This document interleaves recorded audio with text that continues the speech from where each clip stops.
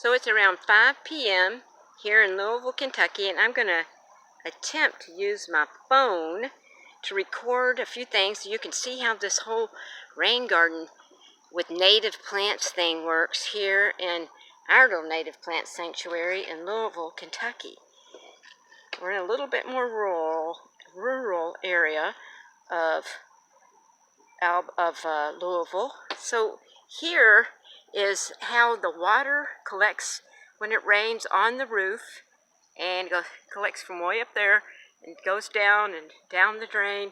It's easier to see it for some people, so this is going to be a visual explanation. It goes down the French drain, which my wonderful husband made, and it goes into this first rain garden, and we've been working on this project for 11 years. When we first got here, this was all grass. We did choose it because of that, which is a stand of woods next to our house. And the house is nice too, but basically we moved here because of the trees. That's just the way we are. So this is the first native plants rain garden, and so every single thing that you see here in the first rain garden and everything else just about is going to be a species that is native to Kentucky.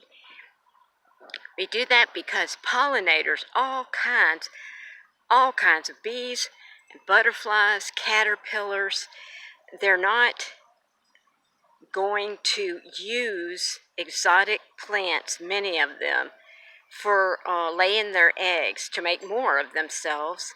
They're not going to recognize exotics, and so they need as many native plants around as possible, and we need as much diversity in native plants as possible. So here you have, you see some tall tickseed. There's orange coneflower. That's the majority of what's blooming right now in the smaller yellow sunflower looking plants. It's orange coneflower. I'm not going to give you the fancy Latin name because frankly I don't know it. And over to the left there's some mist flower. Down at the bottom of this scene, and that blue flower, that's great blue lobelia. There are two kinds of native lobelia. One is blue and the other is red, and the red one is called cardinal flower. Let's see if we can find some. You might be able to see some of the cardinal flower peeking out over there, but I'll show it to you closer up on our next walk. Now we're going to, we got a little nice breeze for you. I hope it's not going to sound all breezy, but anyways, as you see, we have wind, or you hear, we have wind chimes all over the place. So we see mist flower straight ahead. We're going from rain garden 1 to rain garden 2 now. So that's mist flower. We have some Joe Pye. All of this tall pink blossoming stuff is Joe Pye. They call it Joe Pye weed, but I don't think it's a weed. We love it. It's a pollinator magnet. The monarch butterflies love to eat from it, and so do many other bees and butterflies. Those are the seed pods of swamp hibiscus. It's growing in a wet area that we call rain garden 1.5. That's the transition from rain garden 1 to rain garden 2. And so the water comes down. When it rains a hard rain, it fills up this rain garden 1, right? And it goes, we channeled it this way on purpose. It flows downhill just a little bit under that walking bridge, and it goes into rain garden 2. And that's rain garden 2 right there. It's got a lot of coneflower right now, orange coneflower right now in September, actually, September 3rd, 2020. Kind of fix it. This looks so awesome. Excuse me. Orange coneflower is blooming. That's tall tickseed right in the front. I'll get you a closer look of tall tickseed. Pretty cool. Or more, if it likes where it is. And you just have to get a closer look at mist flowers. It's a wonderful thing. I hope it comes across. It's in full bloom on September 3rd here in Kentucky. Mist flower. Maybe a bit bluer than you're going to see it on the video. but it's wonderful. That's some kind of goldenrod. I hope it's the kind of goldenrod that I planted. I haven't gone to look it up yet, but it's definitely a fall blooming goldenrod.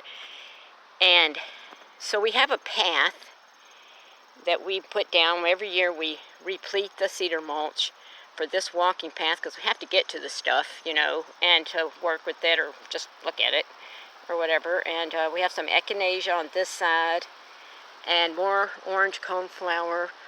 We have blueberries that we planted 7 or 8 years ago, and they are producing blueberries now, which is neat. So, see, the water comes down in Rain Garden 2,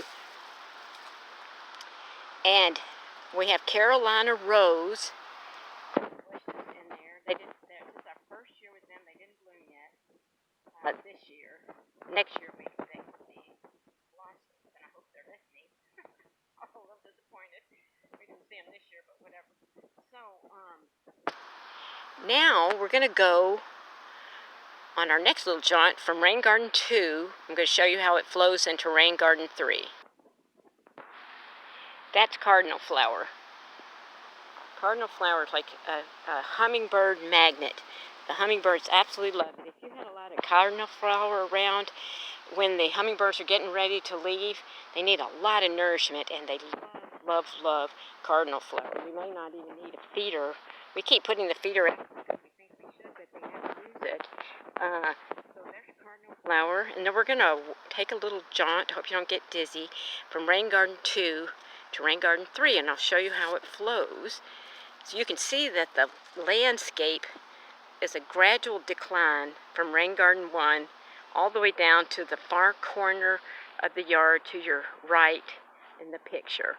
It's going to flow down through all the rain gardens, and if it rains hard enough, it goes through all 3 of them, and it flows out of Rain Garden 3 right here on the left, and it flows down into a field. It goes through that little opening under the fence and into a field. That's where it drains, because there's a little creek-like thing over there. So, this is where Rain Garden 2 flows into Rain Garden 3. So we've got this side of Rain Garden 2. It's going to be real hard to get an idea, but I'm going to try. So there's Rain Garden 2 right there from this side. And the water, see, there's the roof over there. And so the water comes into Rain Garden 2. If it rains hard enough and long enough, it flows, it overflows, which it will, and it goes under this bridge. More orange coneflower and some oxeye sunflower, which is pretty neat. And we have elderberries there that grow and blossom and fruit along all these rain gardens. And so here's the path, the water path from Rain Garden 2 into Rain Garden 3. There's some more Joe Pye. And there's some more mist flower. There's some more orange coneflower, right? They have a little tint of orange from the seed head out. And that's Rain Garden 3. It's a little dry right now. It rained lately, but it didn't rain enough to really soak this rain garden. But that's okay. That's the reason we have natives, because they can handle both. They've always done it here. They know what to do. And that right there with those funky looking seed pods is Illinois bundle flower, or bundle bush, I forgot. Illinois bundle bush, I think. And you see the cool looking seed pods there. All of these type of native plants that have that type of foliage, most of them anyway, you're going to find have a wonderful aspect to their beingness. When they die back in the winter, the roots under the ground actually give off nitrogen into the soil so that it benefits all the other plants around them. And I think that is like the neatest, coolest thing. So, you know, you always want to be planting something that fixes nitrogen into the soil. And mostly they're legumes. And there's some ironweed in there, that really pretty purple blossom. We're just getting started on getting those going here. So in Rain Garden 3, you see we have these tall stalks. That is Southern Blue Flag Iris. And they already bloomed. They bloomed in May. They still got their stalks. We don't cut them back till the very end of the season because they're still gathering up nourishment from the sun through those leaves, those stalks, and they're feeding the roots. And so it's not a good idea to cut them back right after they blossom unless you have to or something.